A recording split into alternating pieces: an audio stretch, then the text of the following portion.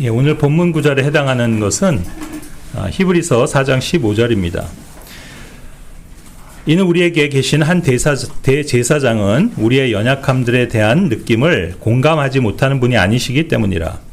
오히려 모든 점들에서 우리가 그러한 것처럼 시험을 받으셨으나 그럼에도 죄는 없는 분이시라. 이 구절은 우리의 대제사장이 되시는 예수님께서는 우리 인간의 연약함에서 느끼는 것들을 동일하게 느끼시는 분이시라고 말씀합니다. 그 이유는 예수님께서도 육신의 연약함에 둘러싸여 있었기 때문이라고 히브리서 5장 2절이 말씀하십니다. 인간은 그 자체가 본질적으로 연약한 존재입니다. 시편 39편 4절에 주여 저로 하여금 저의 끝과 저의 날들의 분량이 어떠한지 알게 하여 주소서. 이는 제가 저 자신이 얼마나 연약한지 알고자 함이니이다. 로마서 6장 19절에 너희 육신의 연약함 때문에 내가 사람들의 방식을 따라 말을 하노라. 지금 여기서도 언급되고 있는 그 육신의 연약함을 느껴야 했기 때문에 하나님께서도 인간의 몸을 입고 오셨던 겁니다. 그런데 육신의 연약함 자체보다 더 큰 문제는 지금 오늘 본문 9절에서 그 연약함들에 대해 느끼는 감정이다라는 사실을 부각하고 있습니다. The feeling of our infirmities. 그러니까 우리들의 연약함들의 feeling, 감정입니다.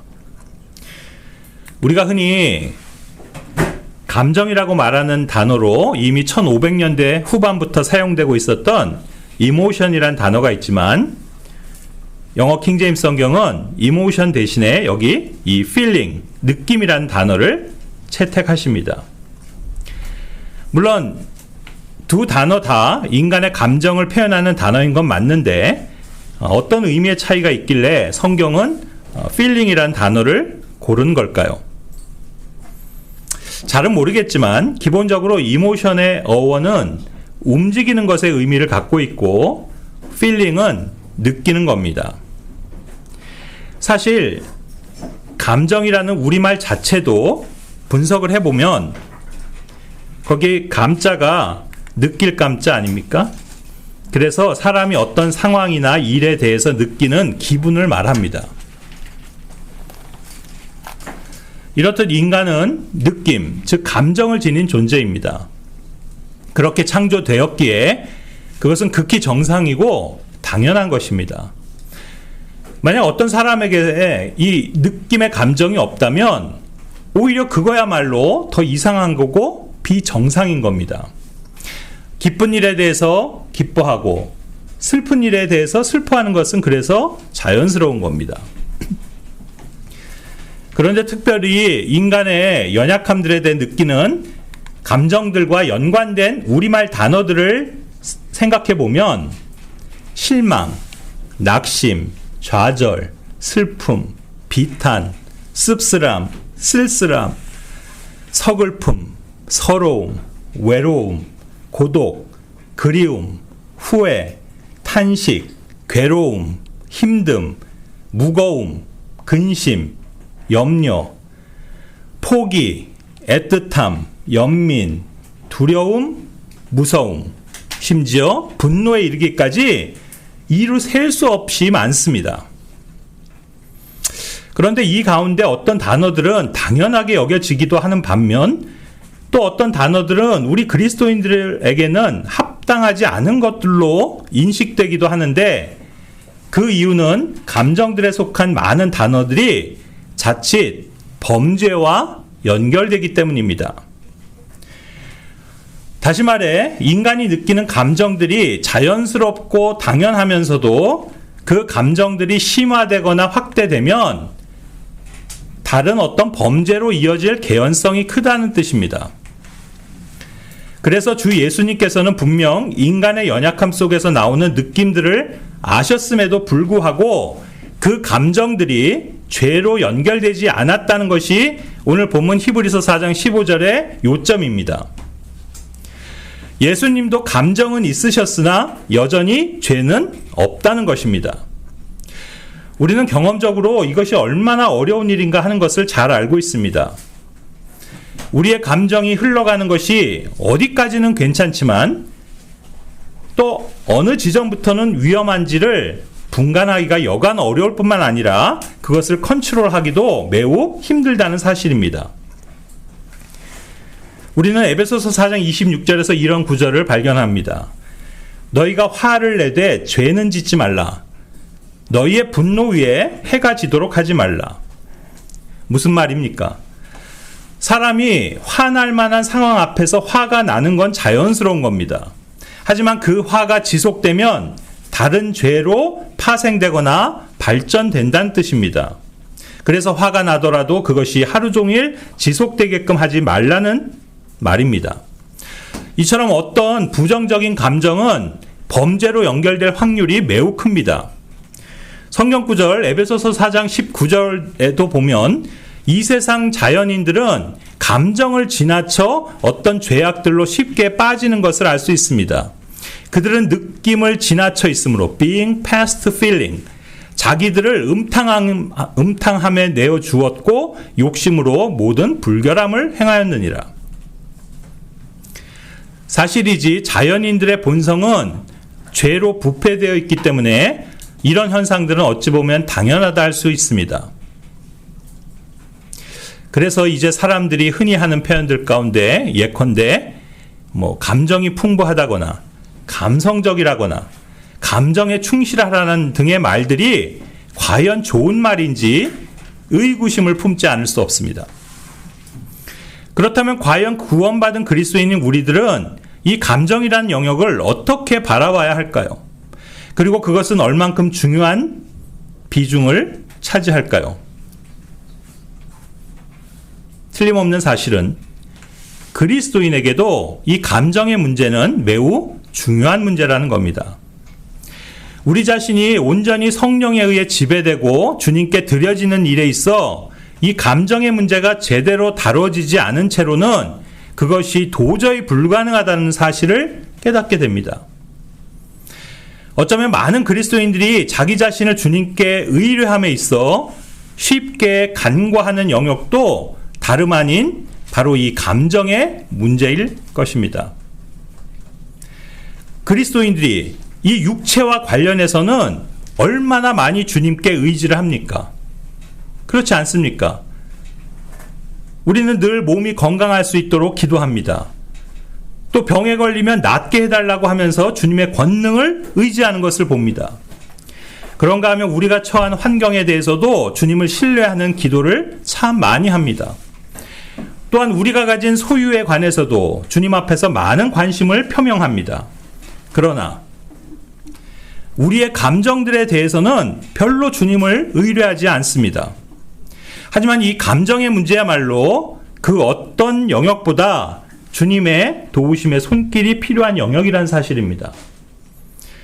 사실 우리가 살아가면서 겪게 되는 어려움들과 그 안에서 느끼는 고통들은 그것이 실제로 존재하는 것이라기보다는 감정을 통해 전달되는 느낌들일 때가 많은 것입니다. 예를 들어 신체에 가해지는 고통들은 이 육체 감각 기관을 통해서 전달되는 고통입니다. 즉 뼈가 부러지면 큰 고통을 느낍니다. 또 속이 탈이 나면 복통을 느낍니다. 이가 썩으면 치통이 있고 아이가 나오려고 하면 산통이 옵니다. 이 모두는 육적 감각기관을 통해 느끼는 고통들입니다. 그리고 이 육체적 고통들은 그 크기나 정도가 정직하게 전달됩니다. 다시 말해 내 다리가 부러져서 느끼는 고통이나 다른 사람이 다리가 부러져 느끼는 그 사람의 고통이나 거기엔 별 차이가 없이 거의 같다는 말입니다. 물론 고통을 느끼는 그 신경세포에도 사람마다 차이가 있어서 그 느껴지는 고통이 약간씩은 다를 수 있을지 모르겠지만 실은 큰 차이는 없습니다. 그러나 신체에 가해지는 고통 말고 감정에 의해 전달되는 종류의 고통들은 많이 다릅니다. 똑같은 일을 당해도 어떤 사람이 느끼는 마음의 고통과 다른 사람이 느끼는 고통이 다르게 나타납니다. 또한 한 사람의 경우에도 똑같은 일을 반복해서 겪는데도 어떤 때는 그것이 많이 고통스럽지만 또 어떤 때는 덜 고통스럽기도 합니다. 그런가 하면 상황은 달라진 게 없고 그대로인데도 어떤 때는 아무렇지 않다가도 또 어떤 때는 고통을 느낍니다. 예를 들어 결혼을 하지 못해서 싱글로 지내는 상황이 어떤 때는 몸서리 쳐지게 외롭기도 하지만 또 여느 땐 그걸 크게 못 느끼면서 생활한다는 겁니다. 왜 똑같은 조건들인데도 이런 차이가 발생할까요? 그것은 바로 그 고통들은 감정이라는 것을 통해 느끼는 것들이기 때문입니다. 즉, 감정에 따라 더 힘들게 느껴질 수도 있고 또 덜 힘들게 느껴질 수도 있습니다. 감정에 따라 더 슬플 수도 있고 덜 슬플 수도 있다는 말입니다. 다시 말해, 감정의 상태에 따라 내게 닥친 어떤 일이나 상황이나 문제들이 다르게 느껴진다는 것입니다. 그래서 어떤 일이나 사물이나 사건이나 환경 그 자체가 슬프거나 괴롭거나 힘들거나 외로운 게 아닙니다. 실은 그렇게 느끼는 내 감정이 그런 겁니다. 이제 요즘처럼 이렇게 따스한 봄이 되면 많은 사람들이 왠지 마음이 심승심승해지는 것을 느낄 겁니다. 그래서 어떤 사람은 유난히 센치해져서 외로움을 느끼기도 하고 또 어떤 사람은 무기력해지기도 합니다. 그런가 하면 살랑살랑 불어오는 이 봄바람에 어디론가 멀리 떠나고 싶은 일탈의 충동이 생기기도 합니다. 심지어 우울해지기도 하고 심한 사람은 자살하고 싶은 마음까지 듭니다. 실제 우울증이 가장 심해지고 자살률도 높아지는 계절이 바로 봄이라고 합니다. 그렇다면 보십시오. 사실 매년 계절은 반복되고 봄은 누구에게나 찾아옵니다. 그 따스한 봄 햇살은 유독 누구에게만 비치는 게 아니라 사람들 모두에게 동일한 햇빛입니다. 그런데도 왜 어떤 사람들은 그렇게도 봄이 힘든 것일까요? 그러니까 문제는 봄이 아니라 바로 그 사람의 감정입니다. 이처럼 사람에게 감정은 어떤 문제의 본질 여부를 떠나 엄청난 결과를 만들어내는 그런 영향력을 갖고 있습니다. 형제 자매님들도 한번 과거에 힘들었던 기억들을 잘 한번 떠올려 보시기 바랍니다. 정말 힘들고 어려웠던 게 무엇입니까? 무엇이었습니까? 그 일입니까? 그 문제였습니까? 아니면 그 상황입니까? 어떤 면에서 보자면 힘든 일이란 없습니다. 그 일을 힘들게 느낀 거죠. 정말이지 슬픈 상황이라는 게 있습니까? 실은 상황이 슬픈 게 아니라 그 상황을 슬프게 받아들이는 내 감정입니다. 그래서 만일 내 마음이 슬픔으로 가득하다면 이제 어떤 현상이 벌어집니까? 설사 코미디를 보고 있어도 눈에서는 눈물이 주르륵 흐르는 겁니다. 잠언 14장 13절에 웃을 때조차 마음은 슬퍼하느니라. 그래서 우리가 살면서 마주하는 그 대부분의 상황들은 그 상황 자체보다는 그것을 받아들이는 내 감정의 상태 여부에 따라 바뀐다는 사실입니다. 그래서 이 감정이야말로 매우 중요한 영역이며 우리 그리스도인에게 있어서도 정말 다스려져야 하는 부분이 바로 그 감정이 일어나는 마음입니다. 그러므로 실은 그리스도인에게 모든 문제는 다른 게 아니라 마음의 문제입니다. 이 마음 안에서 감정이 일어나고 이 마음 안에서 의지가 발동되고 이 마음 안에서 생각들이 나오기 때문입니다. 그래서 모든 것보다 사람은 자기의 마음을 지켜야 한다고 성경은 말씀하십니다. 열심을 다하여 내 마음을 지키라. 이는 인생의 문제들이 거기에서 나오기 때문이라. 잠언 4장 23절. 우리가 흔히 희노애락의 감정들이라 부르는 그 느낌은 바로 사람 마음의 영역인데 여기서 마음은 영어로 하트를 뜻합니다. 그런데 인간의 타락된 본성은 곧 우리가 지닌 마음 역시도 왜곡되어 있다는 것을 성경은 말해줍니다. 성경은 사람의 마음이 모든 것보다 속임수로 가득하다고 하십니다. 에레미야 17장 9절인데요. 마음은 만물보다 속임수로 가득하고 극도로 사악하니 누가 그것을 알 수 있으리요. 여기 속임수로 가득하다라는 그 deceitful이라는 영어 단어는 속이는 또는 기만적인 이란 뜻입니다. 자, 그렇다면 마음이 누구를 속일까요? 바로 그 사람 자신입니다. 이것이 앞서도 언급한 감정의 속임수입니다. 실제보다 더 부풀려서 크게 느끼도록 하는 것이 바로 사람의 마음에서 나오는 감정입니다. 즉, 잘못된 감정은 그 사안의 본질을 왜곡시킵니다. 우리는 얼마나 많은 경우에 있어 필요 이상으로 감정에 치우쳐 일을 그르치는지 모릅니다. 또한 얼마나 많은 경우 감정에 속아 잘못된 판단과 결정을 하는지 모릅니다. 우리는 교회 안에서도 얼마나 많은 성도들이 실족을 할 때 바로 이 감정에 의해 지배되고 있는지를 목격하게 됩니다. 우리가 교회 안에서 어떤 문제들을 다루다 보면 결국 그 문제의 본질은 온데간데 없고 오직 감정만이 남아있음을 경험할 때가 참으로 많은 것입니다. 이만큼 감정, 즉 마음은 중요하고 심각한 영역이면서 이 마음의 속임수가 얼마나 대단하고 막강한 영향력을 지니는지 제가 한번 예를 들어보겠습니다. 여기 어떤 자녀가 실연을 당했거나 아니면 큰 시험에 낙방을 해서 크게 낙담해 있다고 해봅시다. 그럴 때 흔히 음식을 먹는 것조차 멀리하는 걸 봅니다. 어떻습니까? 자기 방에서 이불을 푹 뒤집어 쓰고 꿈쩍 않으면서 그렇게 있습니다. 이제 그 자녀에게 엄마가 말합니다. 빨리 나와서 밥 먹어. 그럼 대답하기를 싫어, 안 먹어 합니다. 그런데도 재차 밥 먹으라고 하면 결국엔 이런 식으로 소리를 지릅니다. 아, 싫다니까. 밥 생각 없다고. 제발 날 좀 내버려둬. 자, 지금 뭐라 말했습니까? 밥 생각이 없답니다. 그런데 보십시오. 원래 밥은 생각으로 먹는 게 아닙니다. 어차피 때가 되면 내 몸은 음식을 필요로 하고 요구합니다. 음식은 몸이 필요로 하는 거고, 그래서 입으로 씹어서 넘기고 식도를 거쳐 위장에서 소화를 시키는 겁니다. 그런데 지금 이 말처럼 음식을 먹는 일조차 생각이 거부하는 겁니다.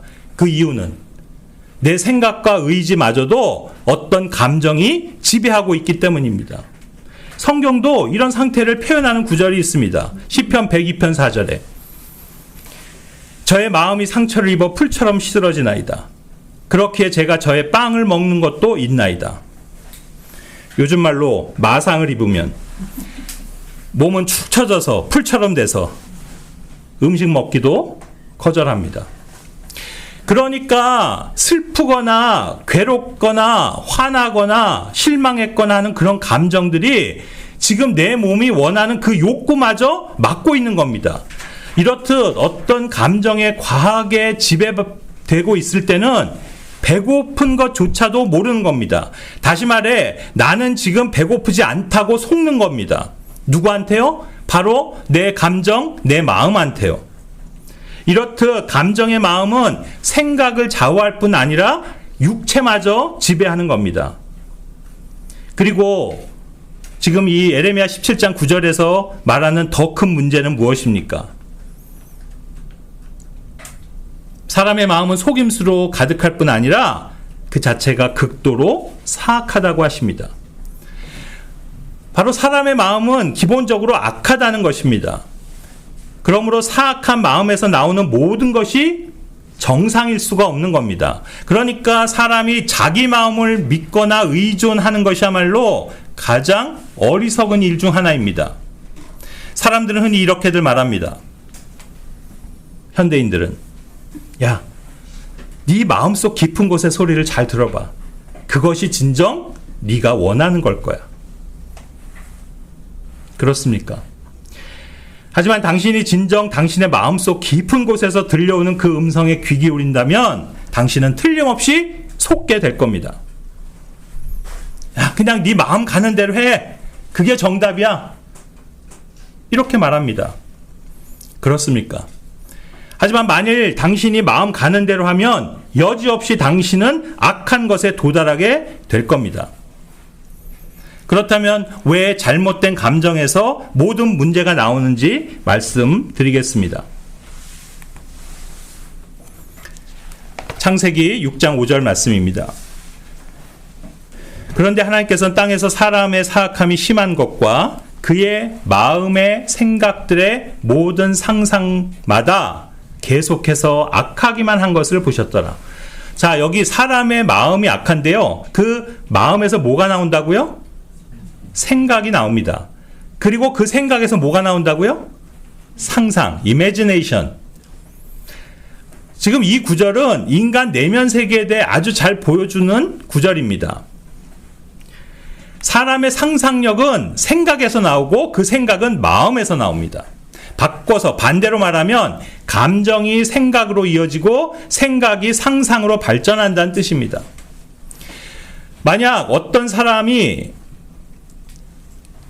그 어떤 감정에 치우쳐 있을 때 이 생각을 하게 되면 곧장 어떤 상상이 일어납니다.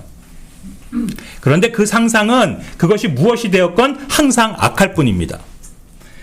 이 세상은 인간의 상상에 대해 매우 긍정적으로 이야기합니다. 그래서 세상은 말하기를 당신이 무엇을 상상하든지 그대로 될 거라고 말합니다.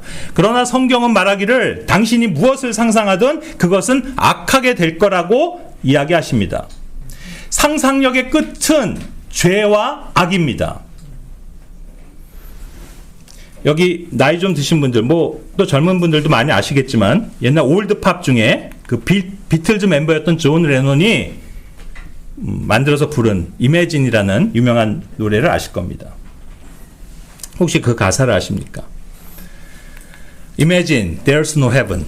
천국이 없다고 상상해 보세요. 노력해 보면 어려운 일이 아니에요.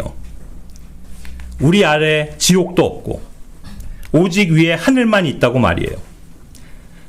그래서 모든 사람들이 오늘 하루에 충실하게 살아간다고 상상해 보세요. Imagine there's no countries. 국가라는 것이 없다고 상상을 해보세요. 하려고 한다면 어려운 일이 아닐 겁니다. 서로가 죽이는 일도 없고 죽어야 할 일도 없고 더구나 종교도 없다면 모든 사람들이 함께 평화롭게 살아가는 삶을 상상해 보세요. You may say I'm a dreamer. 날 몽상가라고 부를지도 몰라요. 하지만 나만 이런 생각을 가진 것이 아니에요. 언젠가 당신도 우리와 같은 생각을 갖길 바라요.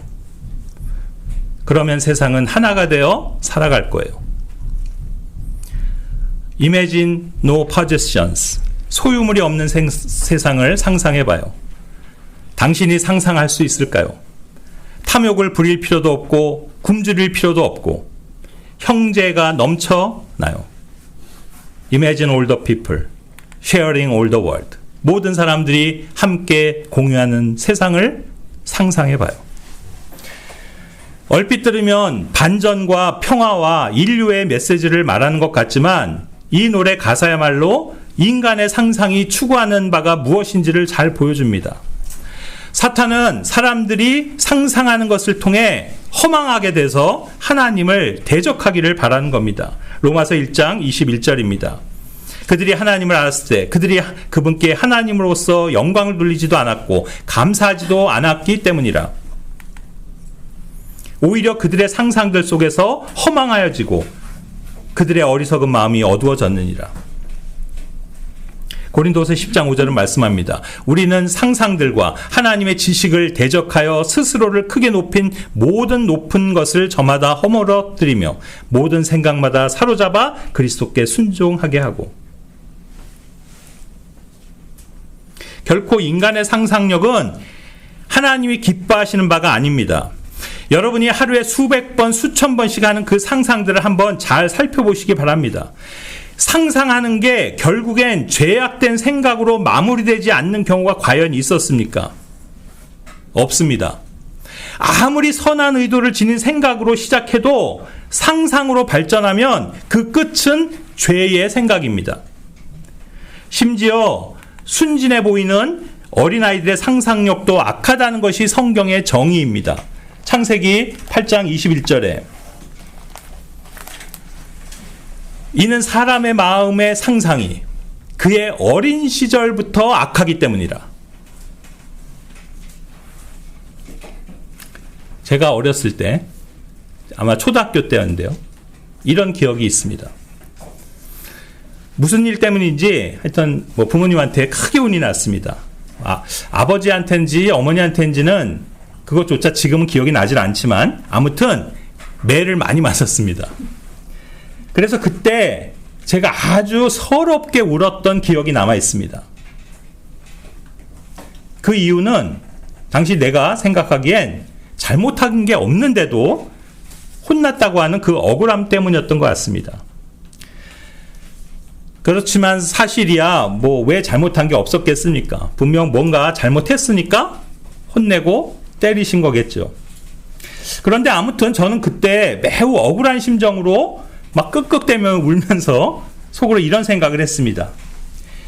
나는 나중에 커서 어른이 돼도 이렇게는 하지 않을 거야. 자, 문제는 그 복받쳐 오르는 감정 속에서 이제 막 생각하는 것들이 이내 어떤 상상으로 연결되고 있었습니다. 제가 어떤 상상을 하게 되었냐면요. 내가 부모님의 친자식이 아니었으면 좋겠다. 그러면서 그 어느 부잣집의 아들인 내 모습을 내가 읽었던 소공자나 소공녀 같은 소설에 비춰서 상상해 보기도 하다가 나중엔 내가 만약 이 집을 나가버리면 어떻게 될까? 부모님이 후회하고 나를 찾겠지? 진짜 확 나가버릴까? 근데 나가면 어디로 가지? 산으로 가야 하나? 내가 만약 나가서 죽어버린다면 부모님 기분이 어떨까? 지금 나를 이렇게 때린 일에 대해서 후회하겠지? 이런 식으로 온갖 악한 상상들이 그 어린아이의 머릿속에서 마구 연상되었던 겁니다. 여러분 지금 이런 얘기를 들으며 웃으시겠지만 이건 단지 유치한 어린아이의 상상만으로만 여길 문제가 아닙니다. 바로 우리 어른들도 이런 유치한 상상들을 하루에도 수백 번씩 한다는 사실입니다. 우리의 감정이 왜곡되어 있을 때 뭔가를 생각하면 그것은 여지없이 악한 상상으로 이어지게 되어 있습니다. 만약 결혼하신 분들이 부부싸움을 하고 이제 마음이 상한 상태에서 뭐 그것이 뭐 슬픔이든 서러움이든 분노든 간에 그 삐뚤어져 있는 감정의 상태에서 생각을 하게 되면 어떤 상상들이 일어나는지 아십니까? 내가 저 남자하고 결혼 안 했더라면 지금 어떻게 돼 있을까? 이런 이상한 상상을 합니다. 내가 저 여자하고 이혼하면 어떻게 될까? 하면서 또 이상한 상상력이 발동합니다. 이게 바로 그릇된 마음, 즉 그릇된 감정에서 생각하게 되면 생산되는 상상들입니다.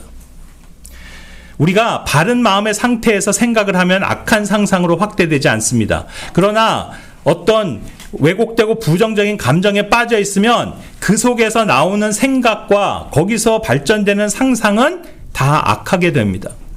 그러므로 악한 상상을 만들지 않으려면 잘못된 감정의 마음 안에서 생각하는 걸 막아야 합니다. 다시 말해 잘못된 감정을 만들어내지 말아야 하며 그것이 곧 마음을 지키는 길입니다. 마음을 바르게 지키지 못하면 결국 다 실패합니다. 왜냐하면 마음이 가장 근원이기 때문입니다. 우리가 지금 마음이라고 말하고 있는 그 단어는 제가 앞서도 언급한 대로 하트라고 했습니다. 대부분 하트라고 할 때 마음은 앞에서 말한 그 feeling, 즉 감정에 가까운 뜻을 지닌 마음입니다. 하트의 원래 뜻이 이 신체에서는 여기 심장이라는 말로 사용되듯이 우리가 가슴에 손을 얹고 마음이라고 할 때 그것은 감성적인 것을 말하는 것이지 이성적인 것을 말하는 게 아닙니다.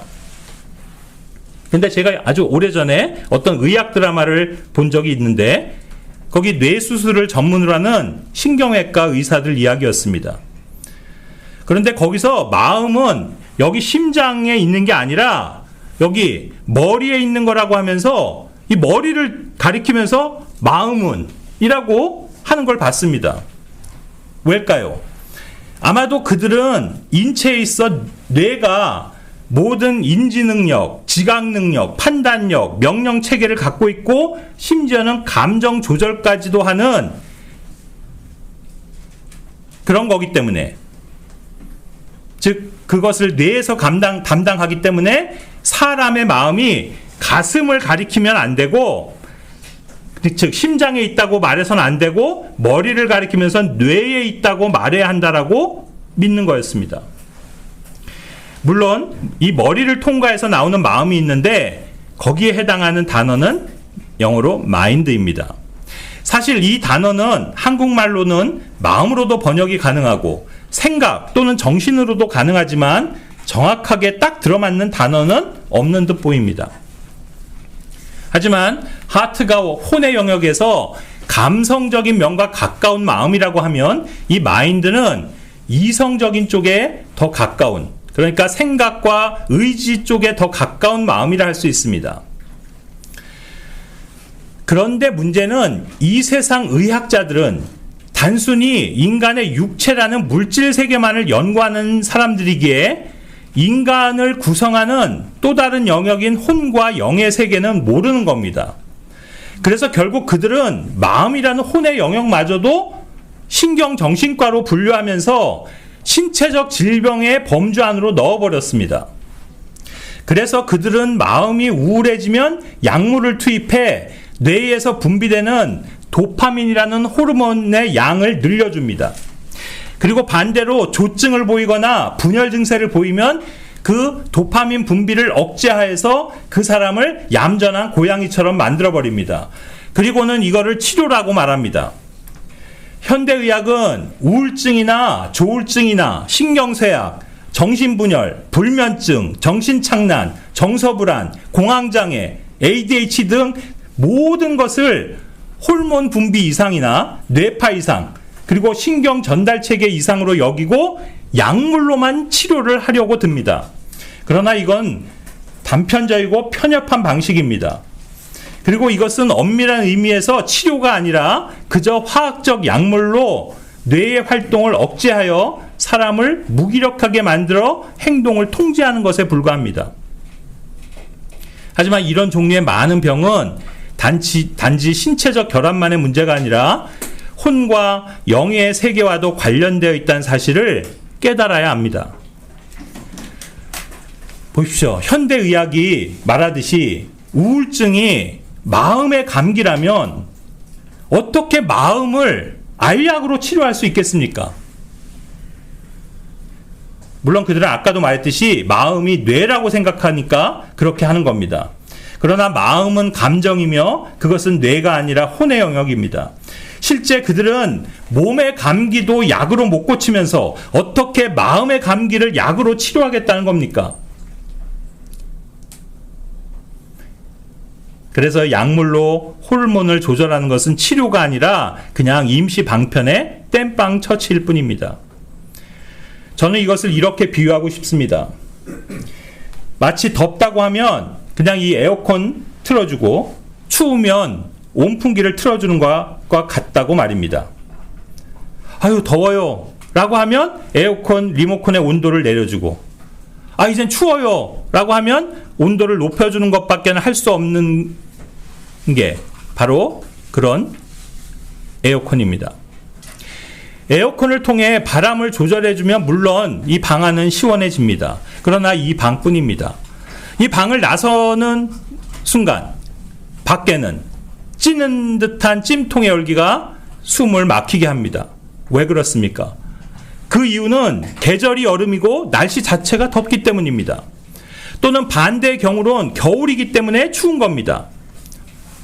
날씨가 덥고 추운 것이 근본적인 문제이기에 그것을 사람들은 어떻게 할 도리가 없는 겁니다. 인간은 계절과 날씨와 기온 자체를 조절할 수는 없습니다. 그래서 인간이 할 수 있는 일이란 그저 에어컨이나 히터 바람을 조절하는 것밖에 없는 것처럼 이런 마음의 문제를 가지고 신경정신과 전문의를 찾아가면 그들이 해주는 거라고는 그저 알약 몇 개 주면서 호르몬 양만 조절하거나 뇌를 눌러주는 겁니다. 그러면서 마치 계속 시원하게 지내고 싶으면 이 방을 떠나지 말고 평생을 에어컨 켜놓으면 된다고 말하는 것처럼 평생 그 호르몬 조절을 해주는 약을 먹으면 된다고 말하는 겁니다. 그래서 신경정신과 처방약은 한 번 먹으면 평생을 먹어야 하는 약들이 대부분입니다. 물론 인정합니다. 일시적으로나 부분적으로는 약의 도움을 받아야 할 경우도 있습니다. 그러나 그것이 근본적인 치료가 아니며 또 뿐생을 약에 의존한다면 그것은 결국 또 다른 속박입니다. 사실 성경은 사람들이 지닌 마음의 병들 뿐 아니라 심지어는 이 육체의 병까지도 때론 혼의 문제에서 기인한다고 밝히십니다. 잠언 14장 30절 건전한 마음은 육체의 생명이라.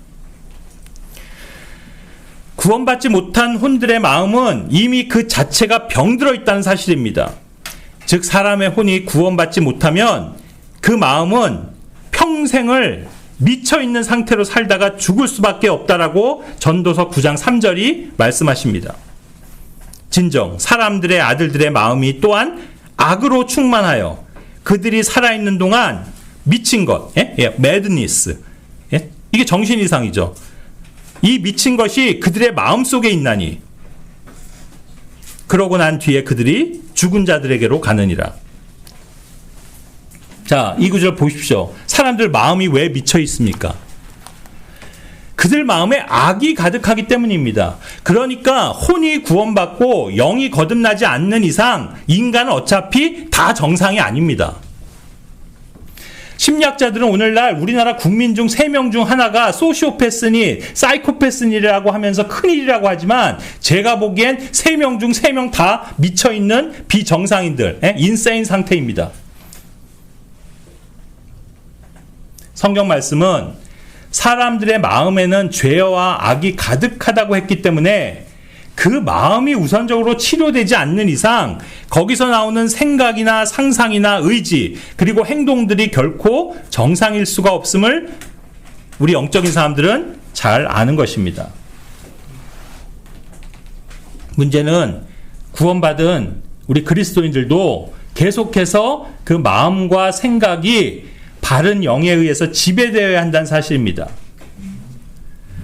이것이 앞서 우리의 마음을 우선적으로 지키는 것이 가장 중요하다고 한 말에서도 알 수 있듯이 마음은 지켜야 하는 겁니다. keep. 여러분, 지킨다는 게 어떤 의미입니까? 무언가를 외부의 공격과 영향력으로부터 방어해 그 원상태가 훼손되거나 피해를 입지 않도록 하는 것입니다. 여러분, 축구에서 골키퍼가 뭐 하는 겁니까? 뭐 하는 사람입니까? 날아오는 공이 골문 안으로 들어가지 못하도록 막는 것 아닙니까? 이처럼 우리가 마음을 지키는 것은 외부로부터 오는 뭔가로부터 내 마음, 내 감정이 영향받지 않도록 막아서야 하는 것입니다. 사탄 마귀는 무엇보다 먼저 우리의 마음 속에 영향을 주려고 합니다. 유다 이스카리옷이 예수님을 배반해야겠다는 걸 마귀가 그의 마음속에 넣었다라고 한 표현을 보시기 바랍니다. 요한복음 13장 2절에서 뭐라고요? Put into the heart. 마음 속 안으로 put, 집어넣습니다. 자, 그런데 마음은 육을 통해서 영향을 받습니다. 즉 눈과 귀와 코와 혀와 피부 등의 감각기관을 통해 들어오는 것들이 마음, 즉 감정에 영향을 끼친다는 뜻입니다. 그래서 우리말로도 육신의 감각기관을 한자로 오감이니 육감이니 하는 느낌과 관련지어 말하는 겁니다. 그래서 특히 우리가 보고 듣는 것들, 즉 음악이나 책이나 TV나 영화나 인터넷이나 유튜브 같은 것들을 조심해야 하는 것입니다. 이런 것들에 내 몸의 지체들이 많이 노출되면 그만큼 내 마음을 온전하고 건전한 상태로 보존하고 지키기가 어려워집니다. 그래서 마음을 지키지 못하면 거기서 나오는 생각과 상상이 잘못되고 그것은 곧이어 내 마인드마저 그릇되이 지배하게 됩니다. 자, 그러면 어떻게 됩니까? 다시 그 마인드가 거꾸로 육을 움직여서 실제 말과 행동으로 범죄하도록 합니다. 그리고 이런 생활 패턴이 반복이 되면 그것이 곧 그 사람의 습관을 형성하고 최종적으로는 인격을 완성하는 겁니다. 그러니까 마음과 마인드라는 그 혼의 기능과 육적 감각기관이 밀착돼서 상호 연쇄적으로 작용하는 관계 속에만 있게 되면 그 사람은 무조건 잘못되게 되어 있습니다. 사실 이런 구조가 바로 불신자들의 상태요, 우리 그리스도인들이 구원받기 전에 그런 상태였습니다. 그렇지만 이제 우리 거듭난 그리스도인들은 뭔가 다른 체계를 지닐 수 있게 되었는데 그것이 무엇입니까? 바로 영입니다. 그리스도의 할례를 통해 그 혼이 육으로부터 분리되어 있는 그리스도인은 이제 그 혼과 육 사이에 영이 개입하고 작용하는 것입니다. 그렇다면 우리는 이제 어떻게 우리의 마음을 계속해서 정상으로 유지할 수 있을까요? 당연히 성령님과 말씀의 영향력 아래 있게 함으로써입니다. 이미 예수님께서도 사람의 마음에 무엇이 채워져 있는지에 따라서 그것이 밖으로 나온다라고 말씀하셨습니다. 누가복음 6장 45절에서. 사람은 그 마음속에 선한 그 창고, 보물 창고에서 있는 선한 것이 나오고, 또 만약 그것이 악한 것이 그 안에 있다면 결국 그 마음에서 악한 것이 그 입을 통해 나온다고 하십니다. 그러므로 언제나 우리 마음속에 그분의 말씀이 충만해야 합니다. 욥기 22장 22절. 내가 너에게 간구하노니 그분의 입에서 법을 받아들이고 그분의 말씀들을 너의 마음속에 쌓아 올리라. 왜냐하면 이 말씀들이 우리의 감정이 죄를 짓지 않도록 통제해 주기 때문입니다. 제가 당신의 말씀을 제 마음속에 간직하여 싸우니 제가 당신을 대적하여 죄를 짓지 아니하려 함이니이다라고 시편 119편 11절에 말씀합니다. 우리의 마음, 즉 감정들이 성령의 인도와 말씀의 지배 아래 있지 못하면 우리는 쉽게 범죄하게 되는데 그것은 앞에서도 살펴본 대로 어리석은 생각과 죄의 상상력으로 연결되기 때문입니다. 그런데 여기 한 가지 중요한 원리가 있습니다. 그건 하나님의 영이, 성령님이 바로 직접적으로 우리 마음의 감정들에게 영향을 미치지 않는다는 것입니다. 다시 말하자면 하트라고 하는 감정의 마음을 다스리기 위한 우선적인 경로가 있는데 그건 바로 마인드, 생각의 마음을 택한다는 것입니다. 그래서 성경은 그리스도인의 이 마인드가 먼저 바뀌어야 한다고 말씀합니다. 로마서 12장 2절 말씀입니다. 오직 너희는 너희 생각을 새롭게 함으로써 변화를 받을지니 be transformed by renewing of your mind. 마인드가 renewing, 새로워지는 걸 통해서 그것으로 말미암아서 어떻게 된다고요? transform, 변화가 일어난다. 그렇게 말씀합니다. 자, 흔히 이 세상에서는 마인드 컨트롤, 마인드를 컨트롤해야 한다고들 합니다. 하지만 성경은 단순히 마인드를 통제, 컨트롤하라는 게 아니라 새롭게 해야 한다고 말씀하십니다. renewing. 그래야만 어떤 transform, 변화가 온다는 겁니다. 즉 바뀐다는 말이죠. 역시 에베소서 4장 23절에 이 마인드의 영이 새롭게 된다는 표현이 나옵니다. 그런즉 너희의 생각의 영 안에서, 여기 생각은 마인드입니다. 새롭게 되라. And be renewed in the spirit of your mind. 또한 너희는 새 사람을 입으라. 그것은 하나님 따라 의와 참된 거룩함 안에서 창조된 사람이라. 이 구절을 유념해 보면 단순히 마인드라고 하지 않고 마인드의 영이라고 했습니다. 우리 마인드는 즉 영의 작용과 관련이 있음을 보여줍니다. 그리고 새롭게 하는 것은 곧 성령님의 사역임을 디도서 3장 5절을 통해서 우리는 확인합니다. 성령님의 새롭게 하심에 의한 것이다. 다시 태어나는 순간부터 우리는 지식 안에서 새롭게 된 새 사람을 입었으며 그 이후로도 우리 안에 거하시는 성령님께서는 날마다 계속해서 우리를 새롭게 만들어가고 계십니다. 골로새서 3장 10절입니다. 새 사람을 입었기 때문이라. 이 새 사람은 그를 창조하신 그분의 형상에 따라 지식 안에서 새롭게 되었도다. 이 두 구절을 서로 연결 지어 보면 결국 거듭난 새 사람은 지식, 곧 말씀 안에 있으므로 성령께서 새롭게 하셨다는 뜻입니다. 그러므로 역시 우리가 구원받은 이후에 지속적으로 우리가 성령에 충만한 자들이 되려면 말씀이 있어야 하고 그럴 때만이 우리의 마인드가 새롭게 됩니다. 그리고 그 새롭게 된 마인드는 우리의 감정, 그 마음의 상태를 올바르게 만들어줍니다. 그러니까 우리 혼은 항상 거룩한 영에 의해 영향을 받아야 합니다. 그래야만 의롭고 성결하게 살 수 있습니다. 그러나 반대로 육에 의해서 영향을 받으면 이내 우리 마음의 감정들은 육적이 되고 그런 가운데 생겨나는 생각들과 상상들은 앞서 말한 대로 악한 열매를 맺게 됩니다. 잘 생각해 보십시오. 이 감정이라는 건 가만히 있는 상태에서는 자동적으로 영적인 상태가 되지를 않습니다. 감정은 외부 자극에 민감하고 쉽게 요동치고 움직이는 특징을 가지고 있습니다.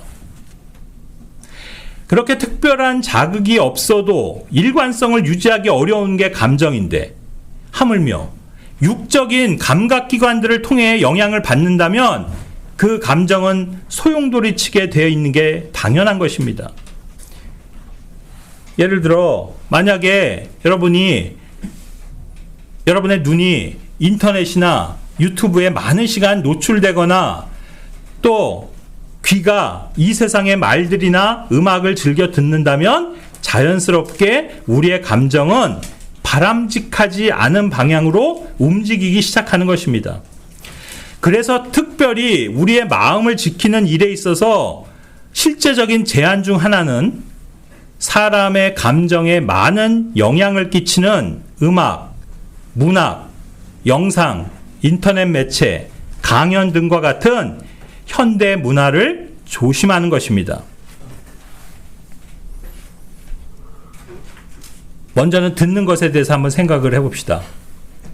우리는 흔히 보는 것, 즉 이 시각에 의해 가장 큰 영향을 받는다고들 생각합니다. 하지만 어떤 소리를 듣는 청각기관인 귀는 시각기관인 눈보다 사실 더 민감한 기관이라는 사실입니다. 즉 듣는 것이 보는 것보다 우선합니다. 태아는 뱃속에서 보는 것보다 소리부터 먼저 듣게 되는데 약 24주 정도 되면 외부 소리를 감지할 수 있다라고 의학에서 밝혀져 있습니다. 즉 아기들은 태어나기 전부터 엄마의 목소리를 듣고 구별할 수 있습니다. 이것을 성경이 증명합니다. 누가복음 1장 그 말씀에 보면 여섯째 달 24주가 됐을 때 그 엘리사벳 안에 있던 그 태아가 소리를 듣고 뛰어놀았습니다. 그래서 소리는 단순한 물리적 신호가 아니라 인간을 감정으로 연결하는 다리입니다. 이 시각은 말 그대로 보이는 것을 파악하는 데 특화되어 있는데 물론 그 능력은 탁월합니다. 우리는 가시광선을 통해 저기 수십 킬로 멀리 떨어져 있는 산도 거뜬히 관찰할 수 있습니다. 하지만 어떤 장애물 뒤를 볼 수는 없습니다. 반면 청각은 소리를 통해 벽 뒤에서 들리는 미세한 숨소리나 발자국 소리까지도 감지할 수 있습니다. 왜냐하면 음파는 이 투과나 회절을 통해서 장애물을 뚫거나 우회하며, 이는 바로 우리 청각이 360도 인식 능력을 갖추고 있기 때문입니다.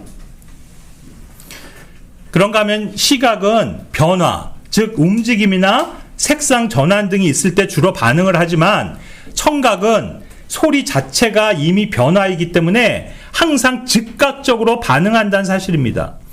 그러니까 듣는 소리보다 눈으로 보는 것이 훨씬 더 큰 영향력을 지닐 거라고 얼핏 생각해 왔지만, 실은 우리의 생각과 상상을 자극하는 것은 시각보다 오히려 청각이 크다는 사실입니다. 시각은 구체적인 정보를 제공하지만 그만큼 상상의 여지는 줄입니다.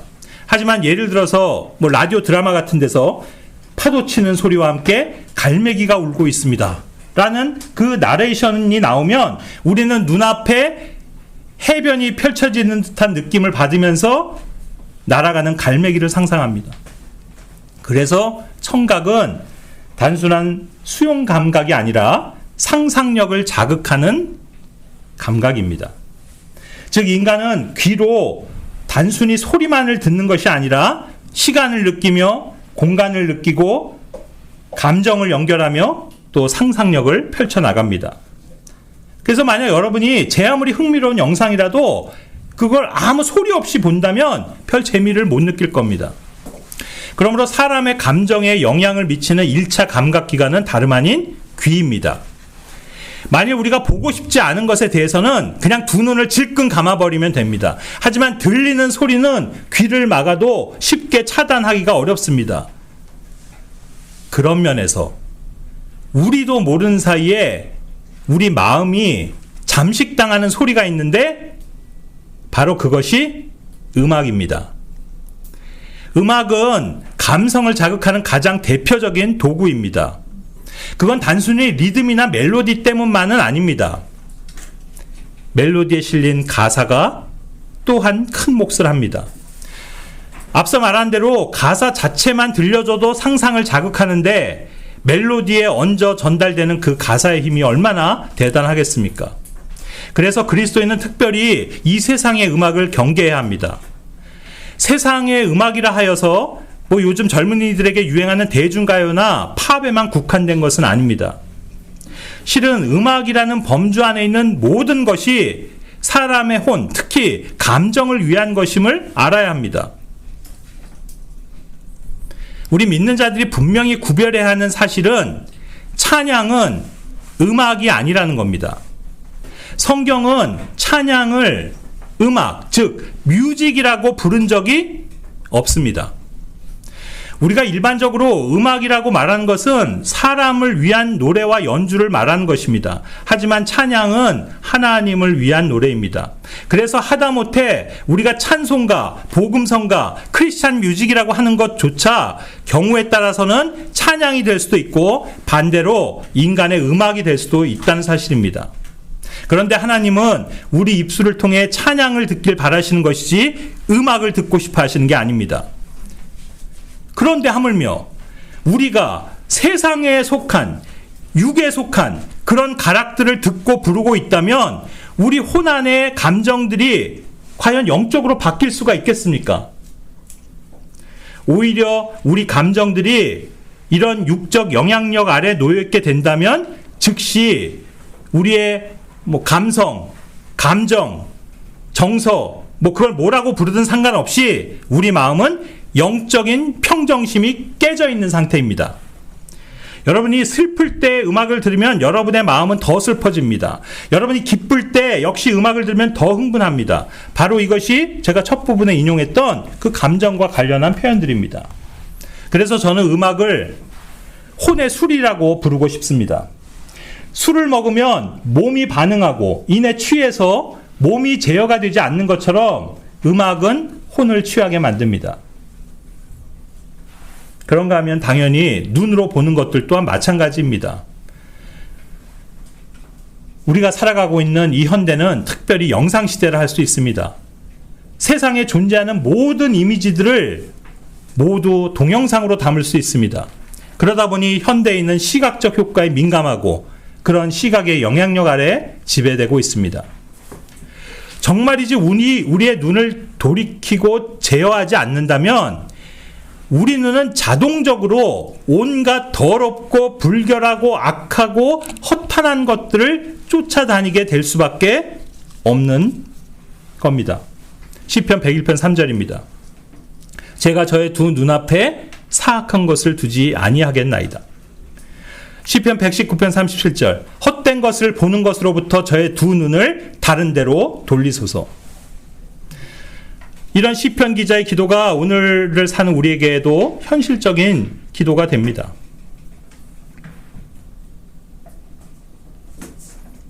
정말 그런 걸 요즘에 많이 느낍니다. 요즘엔 너무 현대 기기들이 발달되어 있고 편리하게 돼 있어서 옛날보다 훨씬 더 이런 허탄한 것들로부터 눈을 돌이키기가 어렵다는 것을 피부로 실감합니다. 예를 들면요. 옛날에 예전 시절을 기억해보면 예전엔 TV를 켜서 보는데 채널을 어떻게 돌립니까? 그 TV에 붙어있는 채널을 가서 돌려야 됩니다. 7번, 9번 KBS, 11번 MBC. 그죠? 얼마나 귀찮은 일입니까?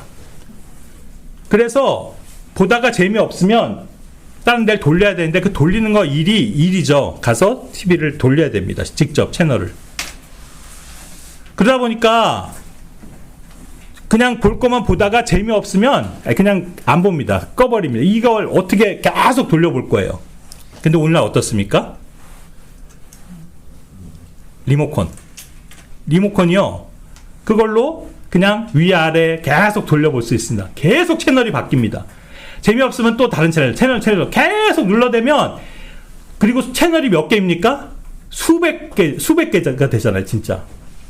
그래서 계속 가다 보면 어딘가 관심이 가는 거에 꽂힙니다. 그럼 이제 그거에 눈이 꽂혀서 보게 되는 거죠. 이렇게 편리하게 어떻게 보면 돼 있지만 그만큼 우리 그리스도인들은 그것을 거부하고 거기서 눈을 돌이키고 그걸 중단하고 중지하기가 어렵다는 그런 뜻입니다. 여러분들 많이 보시잖아요. 스마트폰. 에이, 이거 쇼츠 짧은 거 요거 하나만 보면 그만해야지.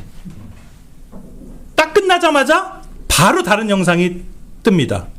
계속 알고리즘에 의해서 계속 어떤 영상들을 계속 제공합니다. 그래서 처음에는 한두 개만 보려고 했는데 1시간을 봤네. 2시간을 봤네. 얼마나 우리의 눈을 정말 이러한 허탄하고 또 불결한 것들로부터 지키기가 어렵습니까? 우린 이런 시대에 살고 있습니다. 그러므로 하나님께서는 그리스도인들이 듣고 보고 말하고 맛보고 만지고 하는 이런 육적 감각 기관들을 통해 들어오는 것들로부터 마음을 지키며 오히려 그분의 거룩한 영을 통해 우리의 마음, 즉 감정들이 하나님의 평화로 다스려지기를 바라십니다. 골로새서 3장 15절.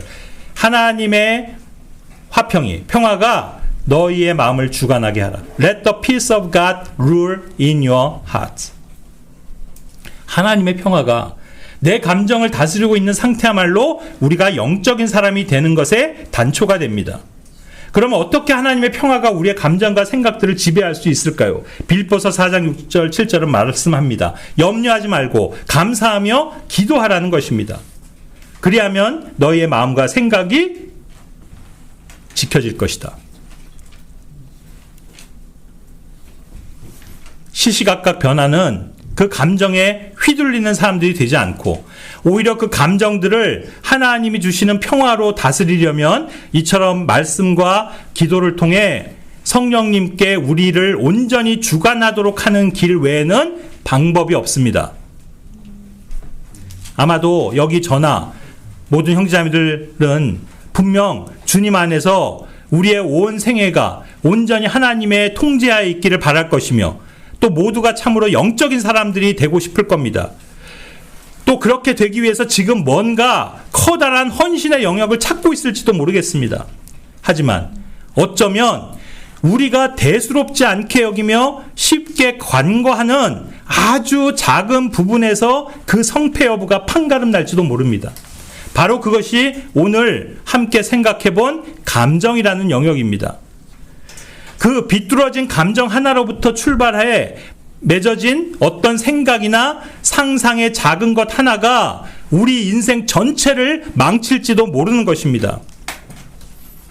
그러므로 우리는 그 무엇보다 우리의 마음, 즉 감정과 생각들을 바르게 지키는 일에 무엇보다 관심을 가져야 할 것입니다. 그래서 오늘 이야기한 이 주제들에 대해서 이제 몇 가지 요약된 결론의 말로 마무리를 하겠습니다. 제가 그 파란색과 빨간색으로 표시를 한 문장씩 해놨는데 앞부분, 제가 파란색을 제가 읽을 테니까 뒷부분을 여러분들이 복창하시면서 마무리하도록 하겠습니다. 감성적인 사람이 되지 말고 feel이 충만한 사람이 되지 말고 성령이 충만한 사람이 되라. 꿈꾸는 자가 되지 말고 소망을 지닌 자가 되라. 상상하지 말고 묵상하라. 생각하지 말고 기도하라. 염려하지 말고 감사하라. 기분에 따라 살지 말고. 기분에 따라 살라. 우리의 기분은 뭐예요? 기본. 말씀. 말씀의 원칙. 예. 즉흥적인 사람이 되지 말고 즉각 순종하는 사람이 되라. 마음을 비우려 노력하지 말고 마음을 치우려 노력하라. 마인드를 컨트롤하지 말고 마인드를 새롭게 하라. 음악을 듣지 말고 찬양을 들어라. 엔터테인먼트에 시간을 들지 말고